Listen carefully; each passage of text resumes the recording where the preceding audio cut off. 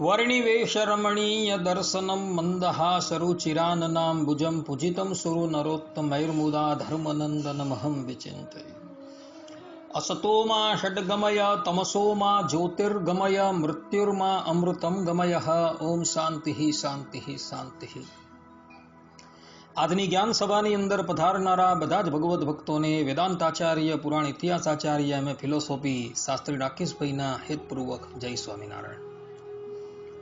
ભક્તો, આજની આ જ્ઞાન સભાની અંદર આપણે રામાયણના અર્થાત કે વાલ્મીકી રામાયણના રચયિતા અને આ સંસારના આદિ કવિ એવા વાલ્મીકીજીના જીવન ચરિત્રની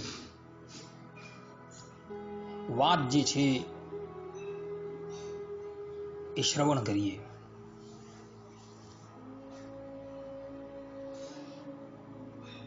વાલ્મીકીજીનું જીવન ચરિત્ર શ્રવણ કરતા પહેલા આપણે વાલ્મીકીજીના પૂર્વજન્મ વિશે જાણવું જરૂરી છે। વાલ્મીકી ઋષિ ત્રીજા જન્મની અંદર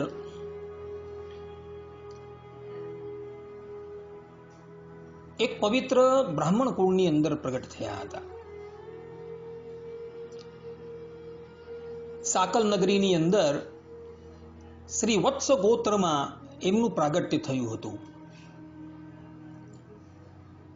વાલ્મીકીજીના પૂર્વજન્મની કથા જે છે એ આનંદ રામાયણના સર્ગ 14 રાજ્યકાંડ ઉત્તરાર્ધની અંદર જોવા મળે છે। પૂર્વ કર્મને લઈને એમને તે વખતે અપાર સંપત્તિ પ્રાપ્ત થઈ હતી અને એમના લગ્ન જે છે એક બ્રાહ્મણ કન્યાની સાથે થયા હતા જેનું નામ હતું કાંતિમતી। એ રૂપ અને ગુણથી અદ્વિતીય હતી અને પોતાના પતિને જ એ ભગવાન માનતી હતી। આ બ્રાહ્મણની પાસે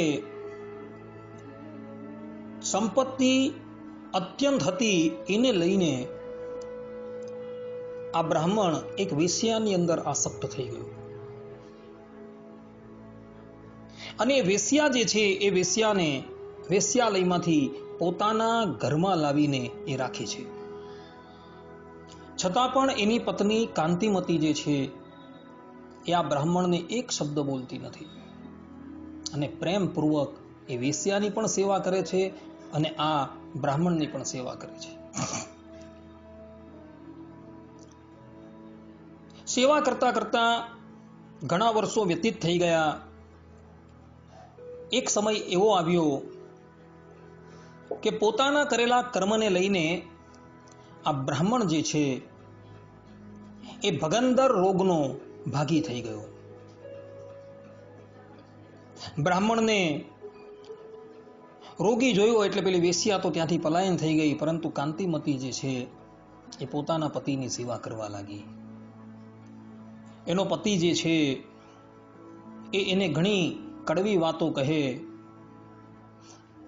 એનું તાડન કરે, છતાં પણ આ કાંતિમતી જે છે એ બધું સહન કરતી હતી। એક સમયની વાત છે, આ બ્રાહ્મણ રોગથી અત્યંત પીડા પામતો હતો એટલે કાંતિમતી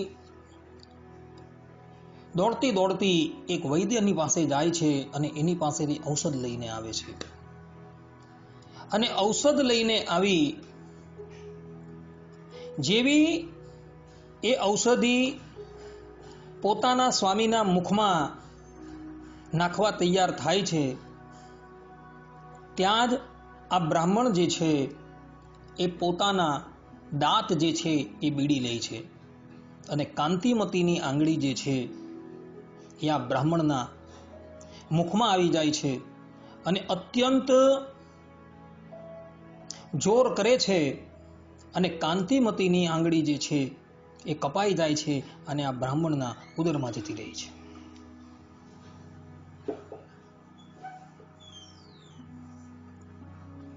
આ બ્રાહ્મણ એ રોગમાંથી પછી ક્યારેય પણ મુક્ત થતો નથી અને એમ કરતા જ એ પોતાનો દેહ જે છે એ ત્યાગ કરી દે છે।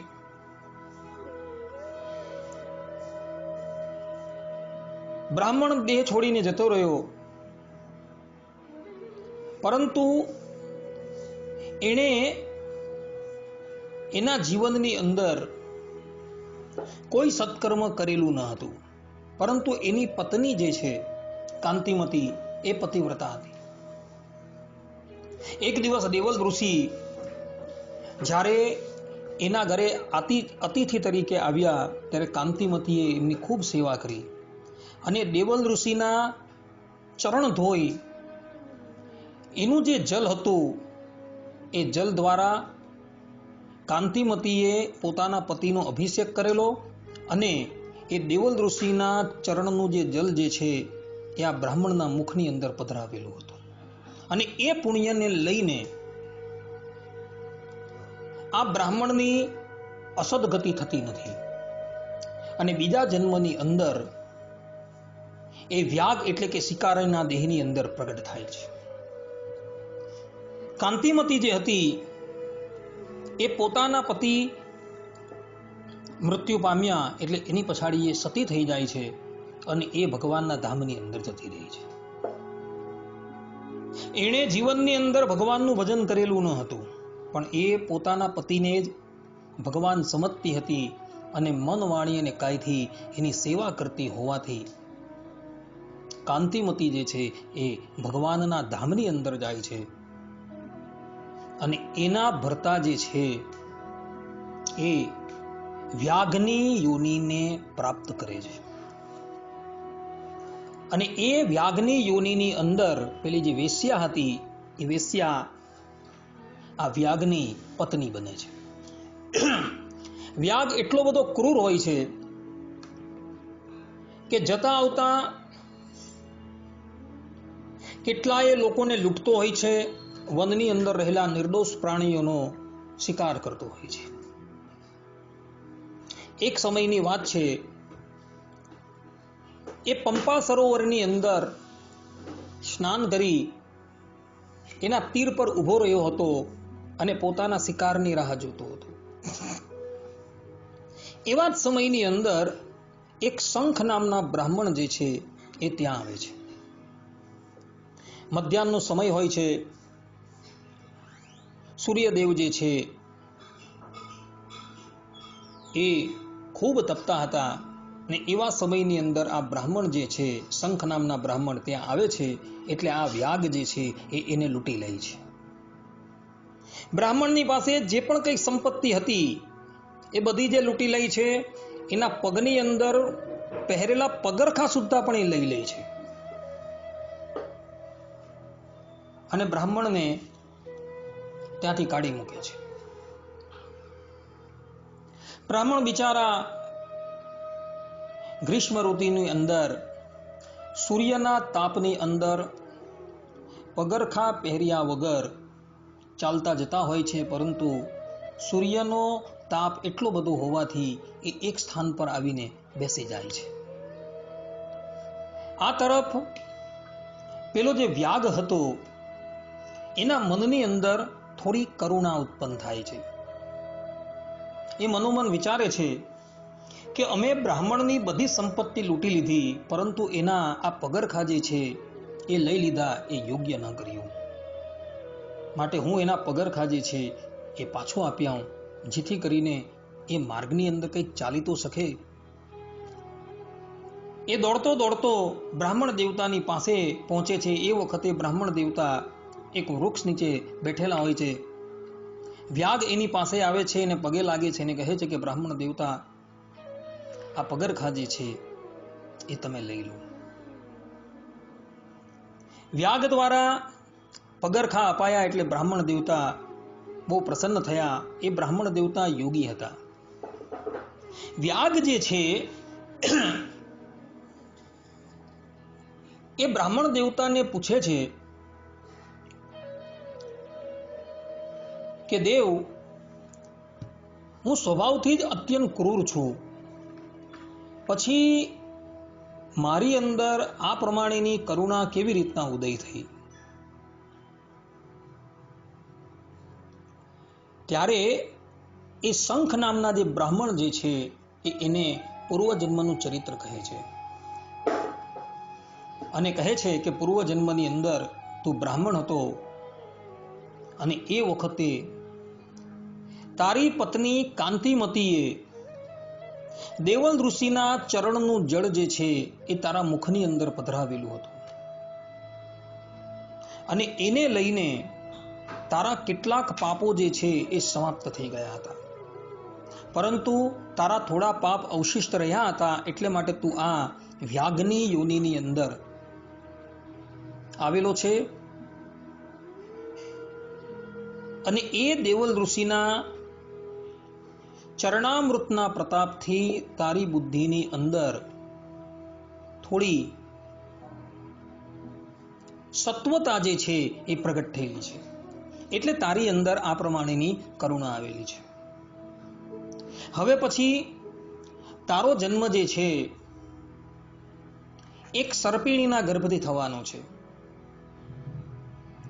કૃણુ નામના એક તપસ્વી જે છે એ તપસ્યા કરી રહ્યા છે, અને તપસ્યાના અંતમાં જ્યારે એ આંખ ખોલશે ત્યારે એમના નેત્રોમાંથી જળ પડશે. એ જળને એક સર્પિણી જે છે એ ગ્રહણ કરી લેશે અને એ સર્પિણીને ગર્ભ રહી જશે ને એના થકી તારું પ્રાગટ્ય થશે. આટલું કહીને પેલા બ્રાહ્મણ દેવતા ત્યાંથી જતા રહે છે. થોડા કાળ પછી આ વ્યાગનો દેહ જે છે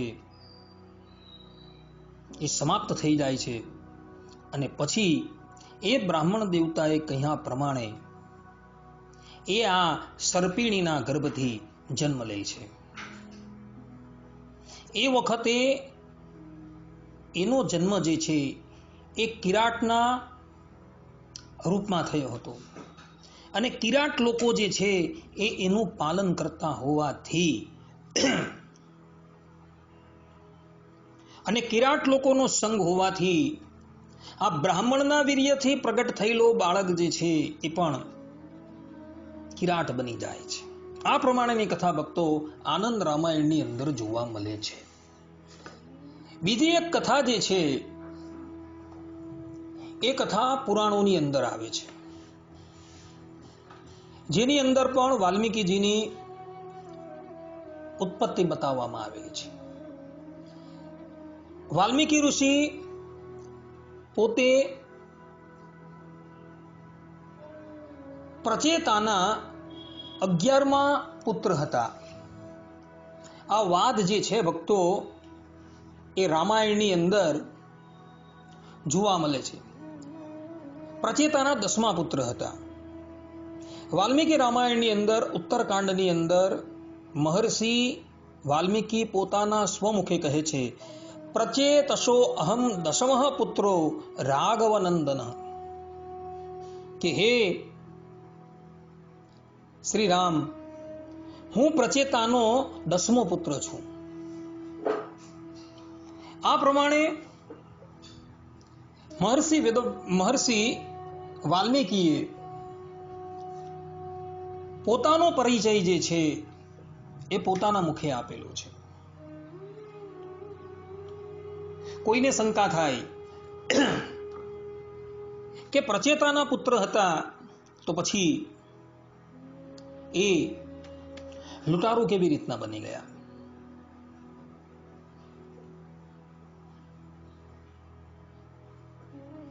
તો એ સંબંધની અંદર એક કથા આવે છે. અહીં મહર્ષિ વાલ્મીકીએ પોતાને પ્રચેતાના 10મા પુત્ર કહ્યા છે, એટલે પ્રચેતા તરીકે એ જગ્યાએ ભૃગુજીને લેવાના છે. રામાયણના ટીકાકારો પોતાની ટીકાની અંદર પ્રચેતાનો અર્થ મહર્ષિ ભૃગુ કરે છે, અને એ ભૃગુના એ 10મા પુત્ર તરીકે પ્રગટ થયા હતા. એક સમયની વાત છે, ભૃગુ ઋષિ અત્યંત ઘોર તપસ્યાની અંદર લીન હતા. ત્યારે ઇન્દ્રદેવને ફિકર થાય છે કે આ ભૃગુ ઋષિ જે છે એ મારું સ્થાન પડાવી લેશે. એટલે દેવરાજ ઇન્દ્ર જે છે એ ભૃગુ ઋષિની તપસ્યા ભંગ કરાવવાને અર્થે એક અપ્સરાને મોકલે છે.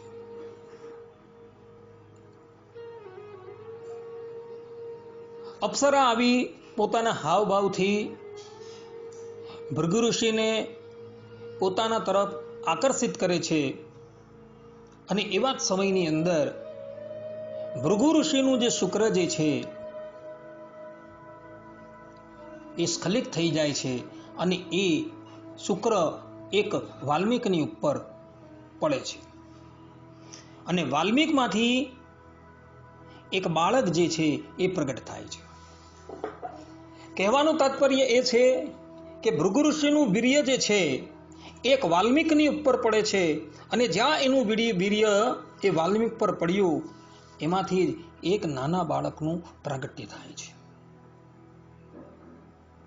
એ સમયે એ બાળક જે છે એ અસહાય અવસ્થાની અંદર વનની અંદર જ રહેતો હોય છે.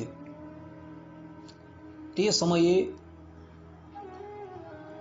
એક ભીલને આ બાળક પ્રાપ્ત થાય છે અને એ બાળકને લઈને પોતાના ઘરે આવે છે અને આ બાળકનો ઉછેર જે છે એ ભીલોના ઘરે થાય છે. ભીલ લોકોની આજીવિકા જે છે એનાથી તો બધા જ પરિચિત છે. ભીલ લોકો હંમેશા લૂંટફાટ કરતા હોય છે, શિકાર કરતા હોય છે અને એ ભીલોના જ સંસ્કાર જે છે એ આ બ્રાહ્મણ બાળકની અંદર આવી ગયા હતા.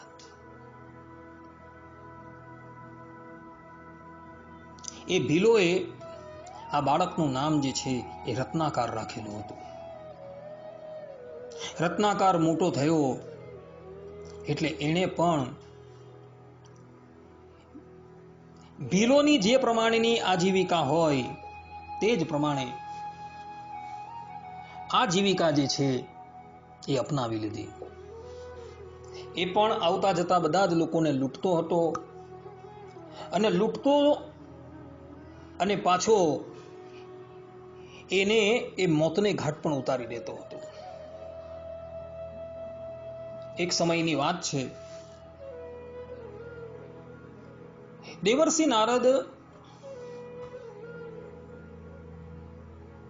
એક ઘોર અરણ્યમાંથી પસાર થતા હોય છે અને એ ઘોર અરણ્યની અંદર આ રત્નાકર નામનો બ્રાહ્મણ જે ભીલ થઈ ગયો હતો એ પોતાના શિકારની રાહ જોઈને ઉભો રહ્યો હોય છે. દેવર્ષિ નારદ આવ્યા એટલે રત્નાકર બ્રાહ્મણ દેવર્ષિ નારદજીને પકડી લે છે અને કહે છે કે તારી પાસે જે પણ કોઈક વસ્તુ હોય તે ઉપસ્થિત કરી દે. દેવર્ષિ નારદ કહે, ભાઈ મારી પાસે શું હોવાનું, મારી પાસે આ વીણા છે, હું તો સંન્યાસી વ્યક્તિ છું અને તારે આ વીણા જોઈતી હોય તો તું લઈ જા.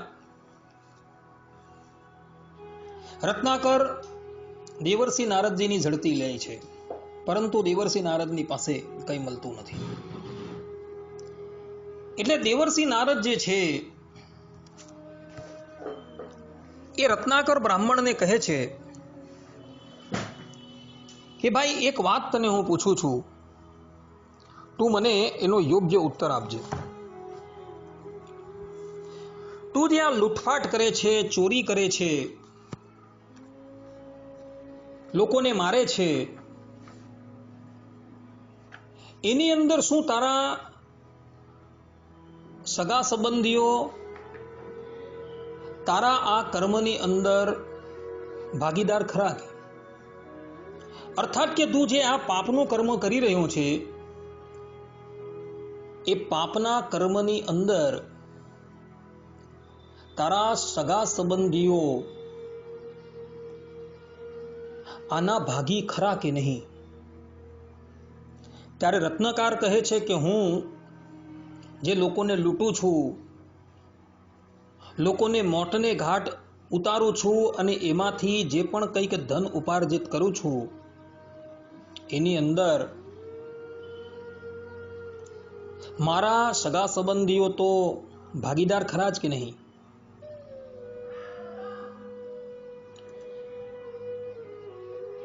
રત્નાકરની વાત સાંભળી દેવર્ષિ નારદ કહે છે કે રત્નાકર, તું જઈને તારા સંબંધીઓને પૂછીને આવ. એટલો સમય પર્યંત હું અહીં જ રોકાઉં છું. દેવર્ષિ નારદની વાત સાંભળી રત્નાકર બ્રાહ્મણ બોલ્યો કે સંન્યાસી,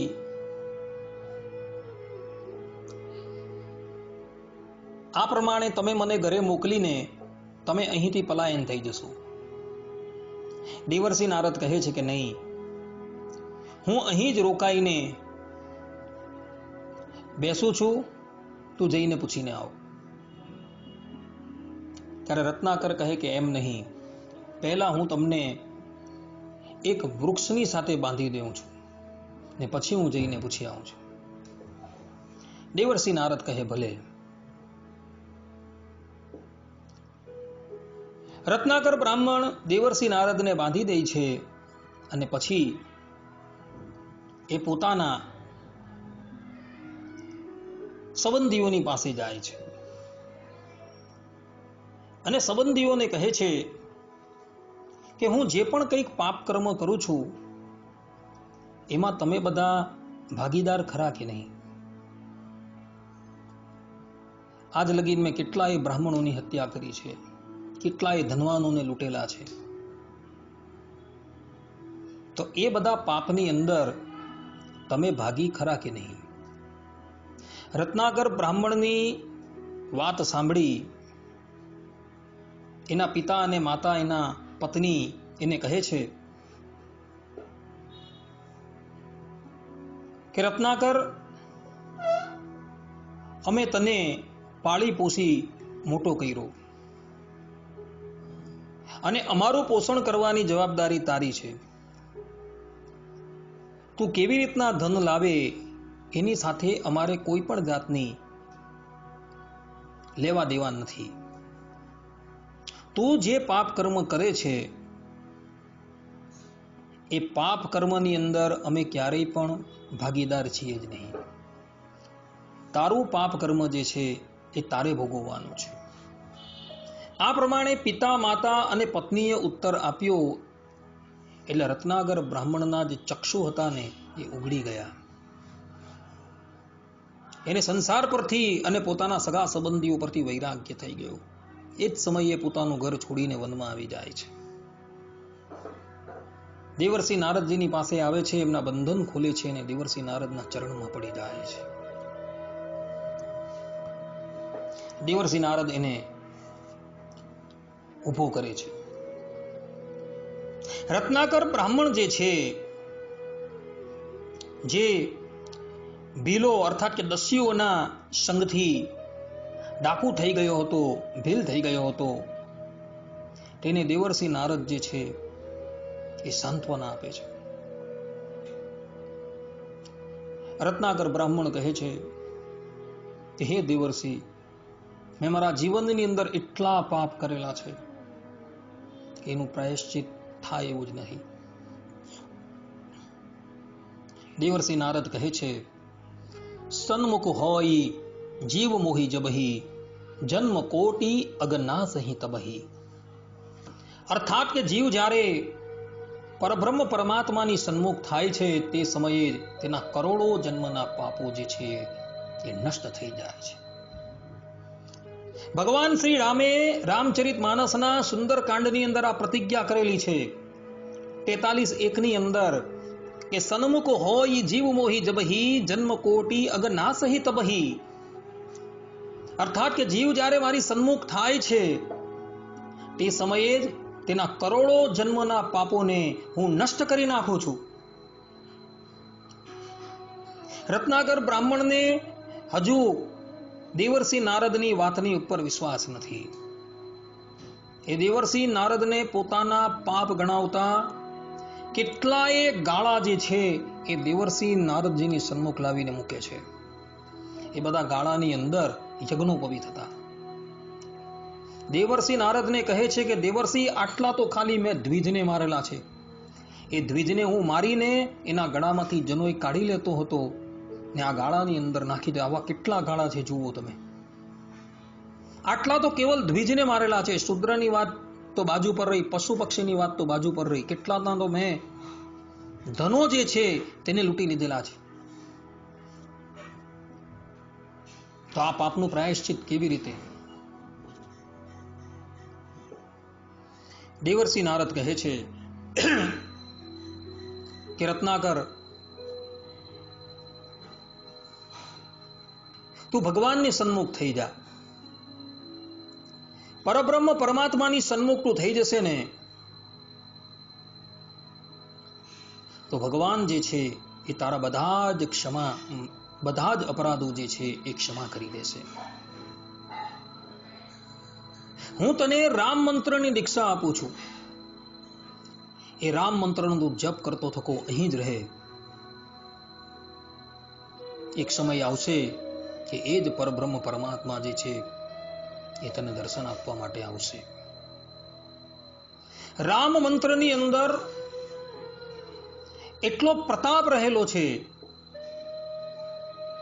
કે એના ઉપદેશ માત્રથી જીવાત્માના બધા જ પાપો જે છે એ દૂર જતા રહે છે. જીવાત્માની માયા જે છે એ સમાપ્ત થઈ જાય છે અને ગુરુદેવની કૃપાથી બીજો જન્મ જે છે એ પ્રાપ્ત થાય છે. આ વાત નારદ પંચરાત્રની અંદર લખેલી છે. ત્યાં દેવર્ષિ નારદ પોતે કહે છે, રામ મંત્રોપદેશેન માયા દૂરમુપાગતા કૃપયા ગુરુદેવસ્ય દ્વિતીયમ જન્મ કથ્યતે. અર્થાત કે રામ મંત્રના ઉપદેશથી તો માયા અત્યંત દૂર ભાગી ગઈ અને ગુરુદેવની કૃપાથી બીજો જન્મ પ્રાપ્ત થયો.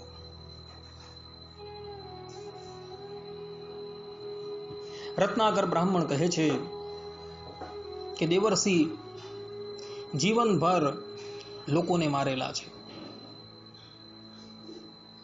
મને એ રામ મંત્ર જે છે એ પણ યાદ રહે એમ નથી.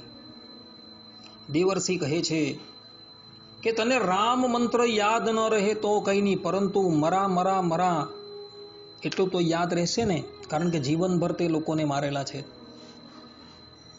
રત્નાકર કહે છે કે હા ગુરુદેવ, એ યાદ રહેશે. દેવર્ષિ નારદ એ જ સ્થાનની અંદર રત્નાકર બ્રાહ્મણને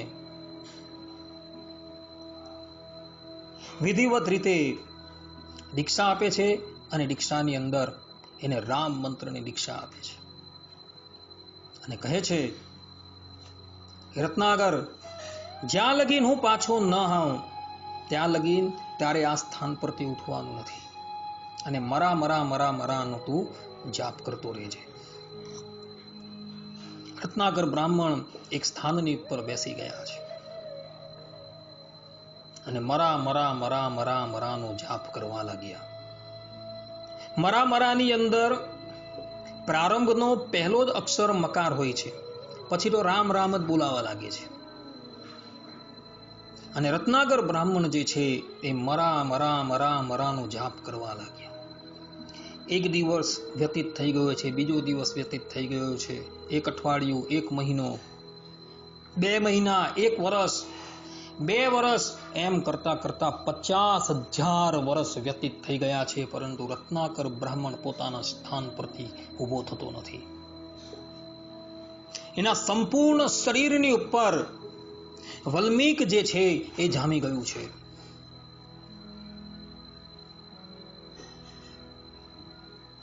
એના દિવ્ય તપની જ્યોતિથી સંપૂર્ણ બ્રહ્માંડ જે છે એ પ્રકાશિત થવા લાગ્યું.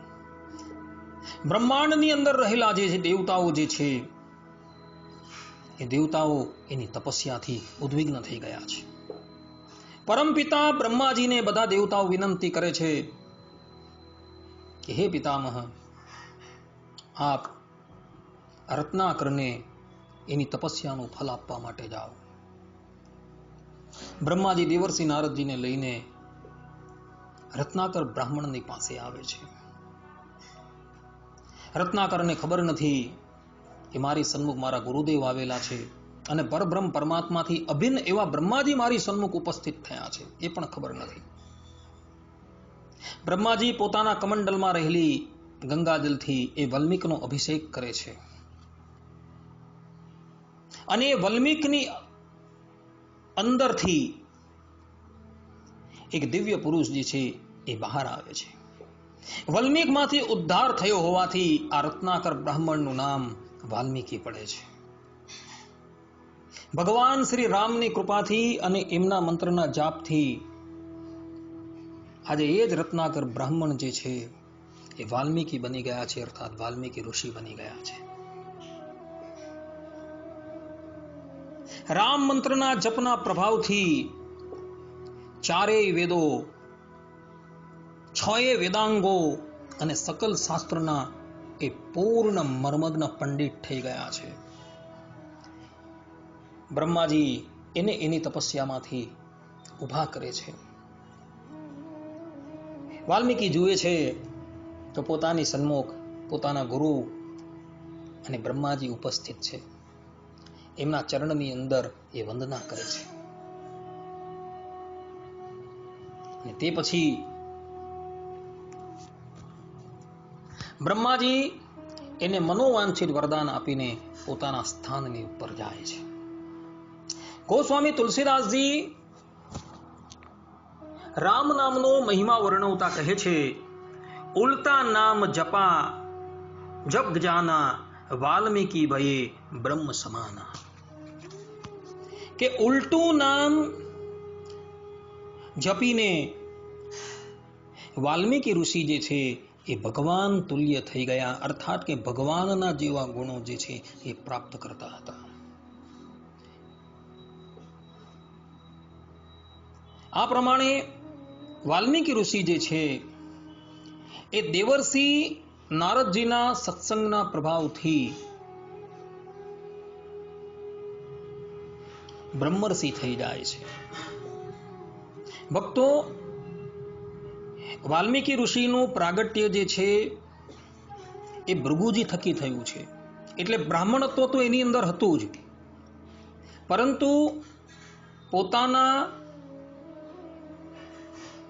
અશુભ કર્મોને લઈને એનું એ બ્રાહ્મણત્વ જે છે એ દબાઈ ગયું હતું. પરંતુ રામ નામના પ્રભાવથી એમનું બ્રાહ્મણત્વ જે છે એ પુનઃ પ્રગટ થઈ જાય છે. ભગવાન શ્રી રામનું પ્રાગટ્ય થાય એ પહેલા જ વાલ્મીકી ઋષિએ રામાયણની રચના જે છે એ કરી દીધી હતી. ભક્તો, આ વાત જે છે એ આનંદ રામાયણના રાજ્યકંડ સર્ગ 14, 36 અને 37 શ્લોકની અંદર લખેલી છે. ત્યાં વાલ્મીકીજી પોતે જ કહે છે કે ભગવાન શ્રી રામનું પ્રાગટ્ય થાય એ પહેલા અમે રામાયણની રચના કરી દીધી છે. અને એ જ વાત પદ્મ પુરાણની અંદર પણ કહેલી છે. પદ્મ પુરાણની અંદર ભગવાન શ્રી રામનું ચરિત્ર આવે છે. ત્યાં એક સુક અને એક સુકી જે છે એ મિથિલાપુરીની અંદર આવી સીતાજીને ભવિષ્યની અંદર એમના વિવાહ સંબંધી બધી વાત કરે છે. અને જ્યારે સીતાજી એમને પૂછે છે કે તમે આ બધું ક્યાંથી જાણી લાવ્યા, ત્યારે એવું કહે છે કે અમે બધા વાલ્મીકી ઋષિના આશ્રમની અંદર રહેતા હતા અને વાલ્મીકી ઋષિએ ત્યાં એક પ્રબંધની રચના કરેલી છે જેનું નામ છે રામાયણ. અને એ ઋષિ જે છે એ નિત્ય પોતાના શિષ્યોને આ રામાયણ ભણાવે છે. એ વખતે અમે ત્યાં ઉપસ્થિત હતા, એમના મુખ થકી અમે આ બધી વાત સાંભળેલી છે. કહેવાનું તાત્પર્ય એ છે કે વાલ્મીકીજીની અંદર ભગવાન શ્રી રામના ભજનના પ્રતાપથી એવું સામર્થ્ય આવી ગયું હતું કે ભગવાન શ્રી રામનું પ્રાગટ્ય થાય એ પહેલા તો એમણે રામાયણની રચના પણ કરી દીધેલી હતી. આ પ્રમાણે આનંદ રામાયણની અંદર તથા પદ્મ પુરાણની અંદર કહ્યું છે. પરંતુ શ્રીમદ વાલ્મીકી રામાયણની અંદર બીજી વાત લખેલી છે. વાલ્મીકી રામાયણની અંદર મહર્ષિ વાલ્મીકીજીએ રામાયણની રચના જે છે એ ભગવાન શ્રી રામની હયાતીમાં કરેલી છે. અને તે વખતે દેવર્ષિ નારદજીએ એમને 100 શ્લોકની અંદર રામાયણનો ઉપદેશ આપેલો હતો. વાત એવી હતી કે એક સમયે દેવર્ષિ નારદ જે છે એ વાલ્મીકી ઋષિના આશ્રમમાં પધારે છે. પોતાના ગુરુ પોતાના આશ્રમની અંદર પધાર્યા એટલે વાલ્મીકીજી છે એ અત્યંત પ્રસન્ન થઈ જાય છે અને ઊભા થઈ એવો દેવર્ષિ નારદનો સત્કાર કરે છે. દેવર્ષિ નારદ જ્યારે સ્વસ્થ થઈને બેઠેલા હોય છે તે સમયે વાલ્મીકી ઋષિ દેવર્ષિ નારદજીને પ્રણામ કરીને પ્રશ્ન કરે છે. વાલ્મીકીજી કહે છે,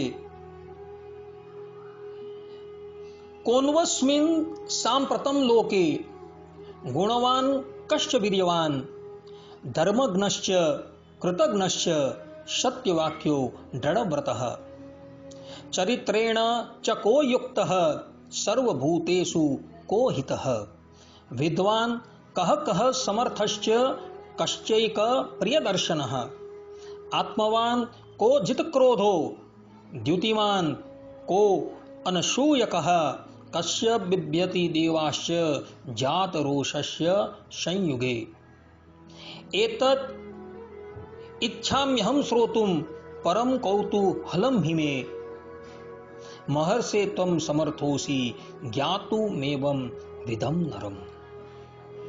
અર્થાત વાલ્મીકી ઋષિ દેવર્ષિ નારદને કહે છે કે હે મુનિ, આ સમયની અંદર આ સંસારમાં ગુણવાન, વીર્યવાન, ધર્મજ્ઞ, ઉપકારને માનનારો, સત્યવક્તા અને દ્રઢ પ્રતિજ્ઞ કયો પુરુષ છે? સદાચારથી યુક્ત, સમસ્ત પ્રાણીઓના હિત સાધનમાં તત્પર, વિદ્વાન, સામર્થ્યશાળી અને એકમાત્ર પ્રિયદર્શન એવો કયો પુરુષ છે?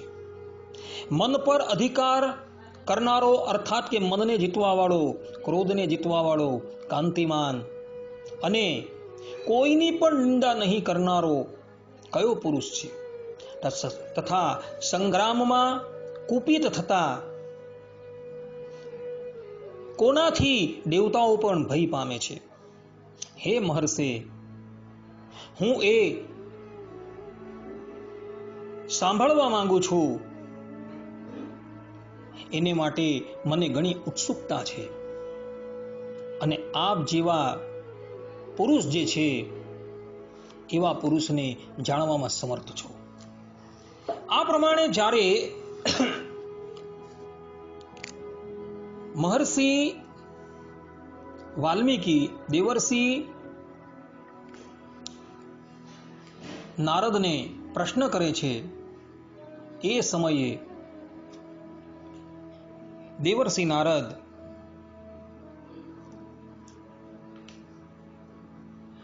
મહર્ષિ વાલ્મીકીજીને 100 શ્લોકોની અંદર રામાયણનો ઉપદેશ આપે છે અને ત્યાં એ 100 શ્લોકોની અંદર દેવર્ષિ નારદ સંક્ષિપ્તની અંદર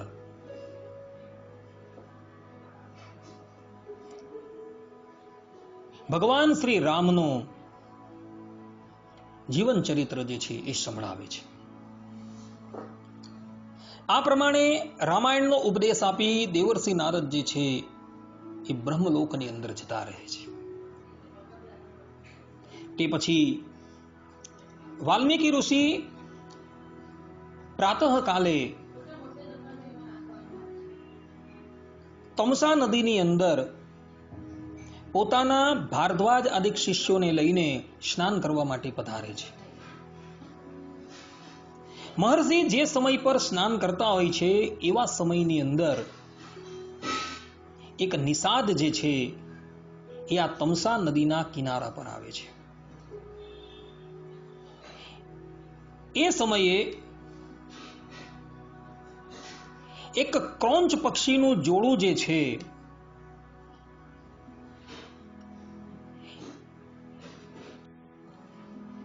આ એક જ ગ્રંથ એવો તમને જોવા મળશે કે જેની અંદર પ્રારંભમાં કોઈ પણ મંગલાચરણ થયું નથી. વાલ્મીકી ઋષિએ રામાયણની રચના કરતા પ્રારંભની અંદર ઓમ તપઃ સ્વાધ્યાયા નિરતમ તપસ્વી વાગ્વેદાંબરમ નારદમ પરિપપ્રચ્છ વાલ્મીકિર મુનિ પુંગવમ, આ પ્રમાણે શ્લોક લખી પોતાના કાવ્યનો પ્રારંભ કરેલો છે. રામાયણના ટીકાકારો કહે છે કે અહીં વાલ્મીકીજીએ ઓમ શબ્દથી આ ગ્રંથનો આરંભ કરેલો છે અને ઓમ નામ જે છે એ ભગવાનનું નામ છે. એટલે વાલ્મીકીજીએ ઓમ શબ્દથી આરંભ કરેલો હોવાથી મંગલાચરણ જે છે એ થઈ જ જાય છે. વાલ્મીકીજીએ આ વાલ્મીકી રામાયણની અંદર 24,000 શ્લોકની રચના કરી છે અને આ 24,000 શ્લોકની અંદર એમણે સીતારામના યશનું ગાન કરેલું છે. 7 કાંડની અંદર એમણે ભગવાન શ્રી રામ અને સીતાજીના સંપૂર્ણ જીવનનું વિવરણ કરેલું છે. સર્વપ્રથમ બાલકાંડ છે, પછી અયોધ્યાકાંડ છે, પછી અરણ્યકાંડ છે, પછી કિષ્કિંધાકાંડ છે, પછી સુંદરકાંડ છે, પછી યુદ્ધકાંડ છે અને અંતે ઉત્તરકાંડ છે. આવા 7 કાંડોની અંદર વાલ્મીકીજીએ સીતારામના યશનું વર્ણન કરેલું છે. ભક્તો, રામાયણના ટીકાકારો એવું કહે છે કે આના 1,000 શ્લોકની અંદર પ્રારંભનો એક અક્ષર જે છે એ ગાયત્રી મંત્રનો છે. ઓમ ભૂર્ભુવઃ સ્વઃ તત્સવિતુર્વરેણ્યમ ભર્ગો દેવસ્ય ધીમહિ ધિયો યો નઃ પ્રચોદયાત. આ 24 શ્લોકના મંત્રનું સંપૂર્ણ વ્યાખ્યાન તમારે જોવું હોય તો એ રામાયણની અંદર તમને જોવા મળશે. રામાયણની શરૂઆત જે છે એ ઓમ તપઃથી શરૂ થાય છે અને ગાયત્રી મંત્રનો પ્રથમ અક્ષર જે છે તત્સવિતુર તકારથી શરૂ થાય છે. ઓમ ભૂર્ભુવઃ સ્વઃ એ તો વ્યાહૃતિ છે. ખરેખર મંત્ર જે છે તત્સવિતુરથી શરૂ થાય છે અને એના 24 અક્ષર જે છે એ 24 અક્ષરની વ્યાખ્યા જે છે એ આ રામાયણ છે. રામાયણની શરૂઆત તપઃથી શરૂ થઈ છે અને ત્યાંથી લઈને 1,000 શ્લોક તમે ગણો અને પછી 1,001મો શ્લોક તમે જુઓ તો તેની પણ શરૂઆત તકારથી થયેલી છે. એ પ્રમાણે 24 અક્ષરનો જે ગાયત્રી મંત્ર છે તેનું જ સંપૂર્ણ ભાષ્ય જે છે એ રામાયણના રૂપની અંદર જોવા મળે છે. ભક્તો, આ રામાયણની જ્યારે રચના થતી હતી એવા જ સમયની અંદર ભગવાન શ્રી રામે લોકલજ્જાને વશ કરી સીતાજીને ત્યાગ કરી દીધેલા હતા. લક્ષ્મણજી સીતાજીને લઈને વાલ્મીકી ઋષિના આશ્રમ પાસે આવે છે ને ત્યાં સીતાજીને છોડીને જતા રહે છે. પ્રાતઃકાલે મહર્ષિ વાલ્મીકી પોતાના શિષ્યોની સાથે સ્નાન કરવા માટે પધારે છે, ત્યારે એ અરણ્યની અંદર એઓને મૂર્છા ખાઈને પડેલી એક સ્ત્રી દેખાય છે. વાલ્મીકી ઋષિ બધું જ જાણતા હોય છે. પોતાના કમંડલના જળથી એ સ્ત્રીને અર્થાત કે સીતાજીને એ સજીવન કરે છે અને પછી સીતાજીને કહે છે કે બેટા તું ભય ન પામ, હું બધું જ જાણું છું. હું તારા પિતા રાજર્ષિ જનકનો મિત્ર વાલ્મીકી છું, માટે હવે તું મારા આશ્રમની અંદર ચાલ. અને વાલ્મીકીજી સીતાજીને પોતાના આશ્રમની અંદર લઈ આવે છે. તે વખતે રામાયણની રચના જે છે એ ચાલતી હતી. મહર્ષિ વિશ્વામિત્રજી, મહર્ષિ વાલ્મીકીજી રામાયણની રચના કરતા જાય અને સામે સીતાજી હતા એ એને જોતા જતા હતા. રામાયણની રચના પૂર્ણ થઈ ગઈ. ત્યારબાદ આ રામાયણ કાવ્ય જે છે એ મહર્ષિ વાલ્મીકીજીએ સીતાજીના પુત્ર લવ અને કુશને બનાવેલું હતું.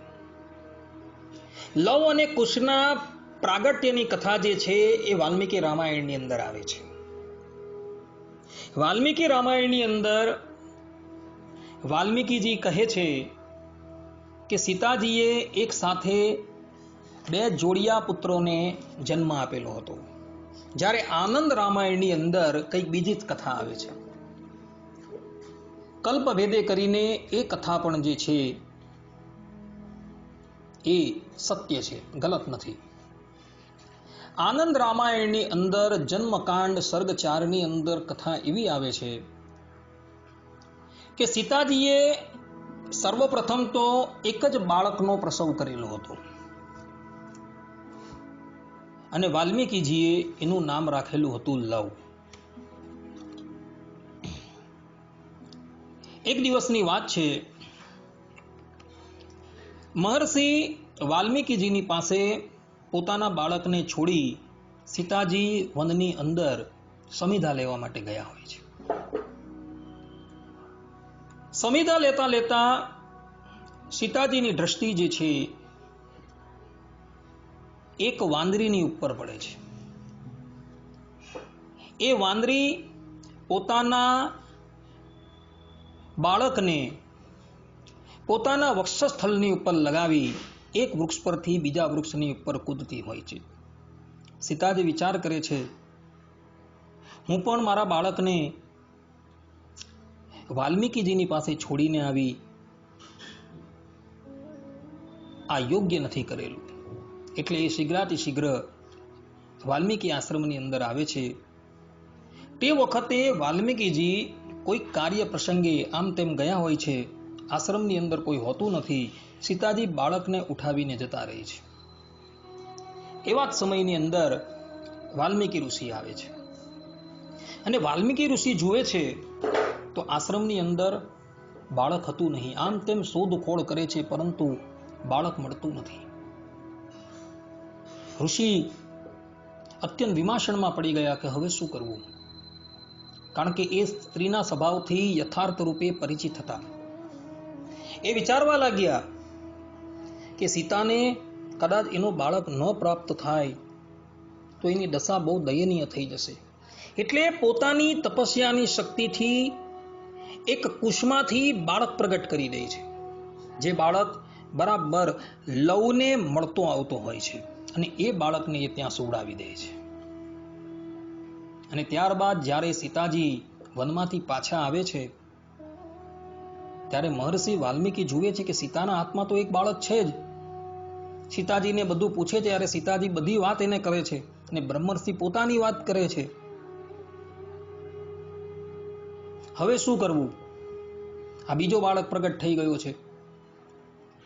એટલે બ્રહ્મર્ષિ જે છે એ સીતાજીને કહે છે કે જે પણ કંઈક થયું એની અંદર ભગવાનની ઈચ્છા છે, માટે આ બીજું બાળક પણ તું ગ્રહણ કર, એ તારું જ બાળક છે. અને સીતાજી એ બંને બાળકને ગ્રહણ કરી લે છે. આ પ્રમાણેની કથા આનંદ રામાયણના જન્મ કાંડની અંદર સર્ગ 4ની અંદર જોવા મળે છે. મહર્ષિ વાલ્મીકીજી રામાયણને સર્વપ્રથમ લવકુશને ભણાવે છે અને ત્યારબાદ એ લવકુશને આજ્ઞા કરે છે કે તમે બંને અહીંથી નૈમિષારણ્ય ક્ષેત્રની અંદર જાઓ અને ત્યાં રામચંદ્રજી અશ્વમેધ યજ્ઞ કરી રહ્યા છે. એ અશ્વમેધ યજ્ઞની અંદર તમે આ રામાયણ જે છે એને સંભળાવો. મહર્ષિની આજ્ઞા થતા લવ અને કુશ નૈમિષારણ્ય ક્ષેત્રની અંદર આવે છે અને ત્યાં આવી સભાની અંદર એવું ભગવાન શ્રી રામચંદ્રજીને અને સાથે રહેલા સમસ્ત ઋષિમુનિઓ અને દરબારીઓને રામાયણ કાવ્ય જે છે સંભળાવે છે. અને ત્યાં લવકુશ જે છે કે જેઓ આ રામકથાનું ગાન કરતા હોય છે, એ કથાની અંદર મહર્ષિ વાલ્મીકીજી પણ ઉપસ્થિત હતા. આ વાત વાલ્મીકી રામાયણના બાલકાંડની અંદર લખેલી છે. એક એક શ્લોક સંભળાવતા જ્યારે લવ અને કુશ ભગવાન શ્રી રામને કહે છે કે જે સીતાજીને તમે પરિત્યાગ કરેલા હતા એ જ સીતાજીના અમે પુત્ર છીએ. ભગવાન શ્રી રામ સર્વજ્ઞ છે, પરંતુ લોકલાજને વશ થઈને એ લવ અને કુશની પાસે એનું પ્રમાણ માંગે છે. મહર્ષિ વાલ્મીકીજી તે વખતે સભાની અંદર ઉપસ્થિત હોય છે અને કહે છે કે રાજન, આવતીકાલે અમે સીતા દેવીને લાવીને અહીં આવશું અને સીતાજી પ્રતિજ્ઞા કરશે, પોતાની શુદ્ધતાની પ્રતિજ્ઞા કરશે અને આ બાળકો જે છે એ તમારા જ છે એવું પણ એ કહેશે. પછી આપ શ્રી આ બાળકનો સ્વીકાર કરજો. આટલું કહીને વાલ્મીકીજી લવકુશને લઈને જતા રહી છે અને ત્યાર પછી બીજે દિવસે વાલ્મીકીજી સભાની અંદર આવે છે. સભાની અંદર આવી સીતાજી શપથ લે એ પહેલા વાલ્મીકીજી સભાની અંદર ઘોષણા કરે છે કે હું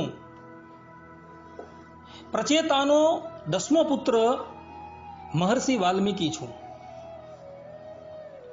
મેં કેટલાય વર્ષો પર્યંત ઉગ્ર તપસ્યા કરેલી છે. મારા મુખમાંથી ક્યારેય પણ અસત્ય વાણી પ્રગટ નથી થઈ અને એની શપથ લઈને હું કહું છું કે મારી આ પાલક પુત્રી સીતા જે છે એ ગંગાની જેમ પવિત્ર છે અને આ બંને બાળકો જે છે એ એના જ છે.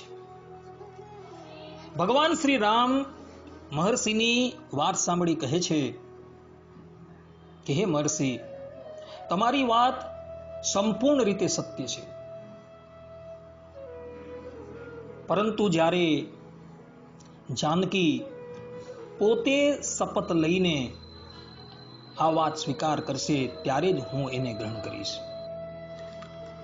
અને જ્યારે જાનકીજી શપથ લે છે અને એ શપથની અંદર એ એવું કહે છે કે હું મન, વાણી અને કાયથી કેવલ શ્રી રામને જ આધીન હોઉં, કેવલ રામનું જ ચિંતન કરતી હોઉં, તો આ ભગવતી પૃથ્વી દેવી મને પોતાની ગોદની અંદર સ્થાન આપે. જાનકીજી આ પ્રમાણે કહે છે અને ત્યાં જ ધરાતલ જે છે એક બાજુ ખસી જાય છે, એમાંથી પૃથ્વી દેવી નીકળે છે અને સીતાજીને પોતાની ગોદમાં પધરાવી દે છે અને એઓ સાકેત લોકની અંદર જતા રહે છે. તે પછી વાલ્મીકી ઋષિ લવ અને કુશને ભગવાન શ્રી રામને સુપૃત કરી પોતાના આશ્રમની અંદર આવે છે અને રામાયણની પૂર્ણાહુતિ કરે છે. ભક્તો, ભગવાન શ્રી રામના જ્યારે લગ્ન થયા ત્યારે પણ વાલ્મીકી ઋષિ એ લગ્નની અંદર પધારે છે. આ વાત તુલસી રામાયણની અંદર બાલકાંડ 330 અને 331 ની અંદર લખેલી છે. જ્યારે ભગવાન શ્રી રામના લગ્ન પૂર્ણ થઈ જાય છે ત્યારે દશરથ રાજા વશિષ્ઠજીના કહેવાથી બધા જ ઋષિ મુનિઓને બોલાવે છે. એ ઋષિઓની અંદર વામદેવ ઋષિ, નારદજી, વાલ્મીકી, જાબાલી, વિશ્વામિત્ર આદિ બધા જ ઋષિઓ આવે છે અને તેઓની પૂજા કરી દશરથ રાજા એમને 4 લાખ ગાય જે છે પ્રદાન કરે છે. એટલે વાલ્મીકીજી જે છે એ ભગવાન શ્રી રામના લગ્નની અંદર પણ ઉપસ્થિત હતા એવું તુલસી રામાયણની અંદર કહેલું છે. ભક્તો, મહર્ષિ વાલ્મીકીજી અધ્યાપી આ ધરાતલની ઉપર હયાત છે. અધિકારી લોકોને એવું આજે પણ દર્શન આપે છે. એમણે રચેલા આ રામાયણ મહાકાવ્યનો એવો પ્રતાપ છે કે એનો એક એક અક્ષર જે છે એ મહાપાતકને પણ નાશ કરવા વાળો છે. આ વાત એમણે સ્વયં જ ત્યાં લખેલી છે. એકેકમ અક્ષરમ પુંસા મહાપાતક નાશનમ. અને સમસ્ત કાવ્ય, સમસ્ત ગ્રંથોનું બીજ જો કોઈ હોય તો એ આ વાલ્મીકી રામાયણ છે એવું બૃહદ ધર્મ પુરાણની અંદર 1:47 ની અંદર લખેલું છે. કાવ્ય બીજમ સનાતનમ. આ ધરાતલની ઉપર જેટલા પણ કાવ્ય છે એ કાવ્યનું કોઈ બીજ હોય તો એ બીજ વાલ્મીકી રામાયણ છે. ભક્તો, રામાયણની ગણના જે છે એ કાવ્યની અંદર થયેલી છે. જગતનું એ પ્રથમ કાવ્ય છે અને મહર્ષિ વાલ્મીકી આ જગતના પ્રથમ કવિ છે એટલે માટે એને આદિ કવિ તરીકે ઓળખવામાં આવે છે. આજ સુધીની અંદર વાલ્મીકી રામાયણની ઉપર અનેકો વ્યાખ્યાઓ થયેલી છે, અનેકો ટીકાઓ થયેલી છે અને એ બધી ટીકાઓ જે છે એ છપાવીને પ્રસિદ્ધ થયેલી છે. પરંતુ આ બધી જ ટીકાઓની અંદર ગોવિંદરાજ સ્વામીએ જે ટીકા લખેલી છે, ભૂષણ ટીકા, એ સિરમોર ટીકા છે.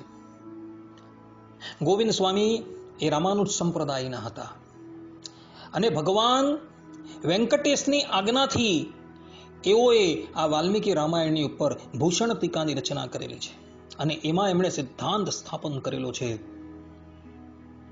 કે આ સંપૂર્ણ જગત જે છે એ ભગવાન શ્રી રામનું શરીર છે અને ભગવાન શ્રી રામ જે છે એ શરીરી છે.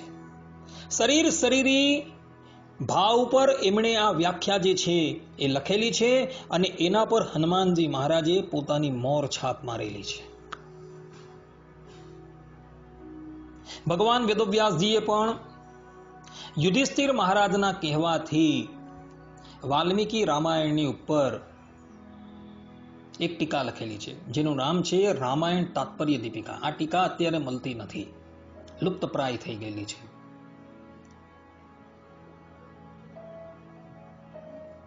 પરંતુ શાસ્ત્રોની અંદર એનું વર્ણન આવે છે. એવી અનેકો ટીકાઓ જે છે એ વાલ્મીકી રામાયણની ઉપર થઈ ચૂકેલી છે. ભક્તો, સનાતન ધર્મની અંદર ભગવાન શ્રી રામની ઉપર જેટલું લખાયું છે ને એટલું શાયદ કોઈ અવતારની ઉપર લખાયું નથી. વાલ્મીકીજીએ સ્થાન સ્થાન પર રામાયણની અંદર ભગવાન શ્રી રામને સાક્ષાત વિષ્ણુના અવતાર કહેલા છે કે એ પરબ્રહ્મ પરમાત્મા ભગવાન વિષ્ણુ જે છે એ જ રામ રૂપે પ્રગટ થયા છે. અને એ જ વાલ્મીકી ઋષિ જે છે એ કલિકાલની અંદર તુલસીદાસજીના રૂપની અંદર પ્રગટ થયા હતા. ભક્તમાલ જે નાભાજીકૃત છે એના 129માં દોહાની અંદર નાભાજી કહે છે, કલી કુટિલ જીવની સારહિત વાલ્મીકી તુલસી ભયો. કહેવાનું તાત્પર્ય એ છે કે એ ઘોર કલિકાલની અંદર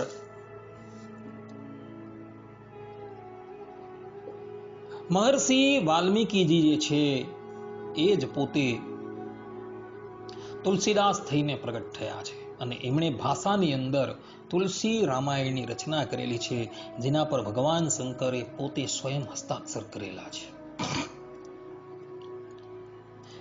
કલિયુગના જીવોને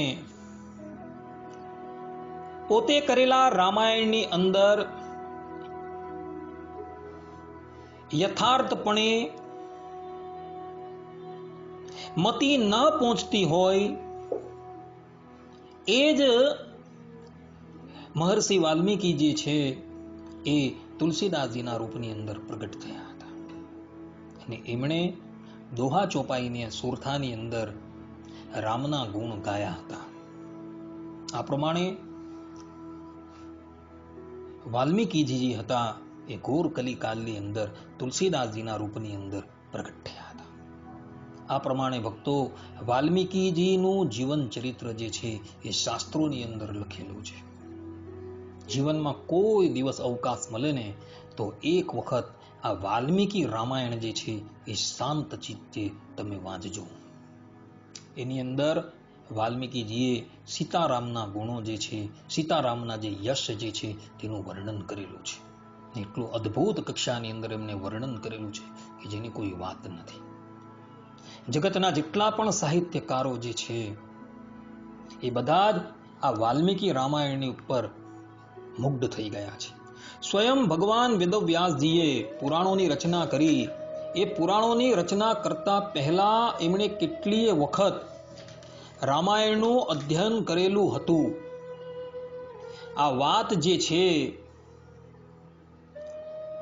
એ બૃહદ ધર્મ પુરાણની અંદર લખાયેલી છે. ત્યાં મહર્ષિ વેદવ્યાસ પોતાના સ્વમુખે કહે છે, રામાયણમ પઠિતમ મે પ્રસન્નોસ્મી કૃતસ્ત્વયા કરિષ્યામિ પુરાણાની મહાભારત મેવ ચ. અર્થાત કે વાલ્મીકી રામાયણનું પઠન કરીને જ હું પ્રસન્ન થયો હતો અને ત્યારબાદ અમે પુરાણોની અને મહાભારતની રચના કરી હતી. આમ વેદવ્યાસજીએ પણ વાલ્મીકી રામાયણની ટીકા પણ લખી છે, એનું પઠન પાઠન પણ કરેલું છે અને પછી એમણે 18 પુરાણ, 18 ઉપપુરાણ, 18 ઉપપુરાણ અને મહાભારતની રચના કરેલી છે. એટલે આ જે રામાયણ જે છે એ સમસ્ત ગ્રંથોનું બીજ છે એ વાત સત્ય છે. આ પ્રમાણે મહર્ષિ વાલ્મીકીજીના ચરણની અંદર શત પ્રણામ કરી એમના આ જીવન ચરિત્રને હું અહીં જ વિરામ આપું છું. સર્વે સંતો નિરામયઃ, સર્વે સુખીનો ભવંતુ, સર્વે ભદ્રાણી પશ્યંતુ, મા કશ્ચિત દુઃખ ભાગ ભવેત. અસ્તુ. જય સ્વામિનારાયણ.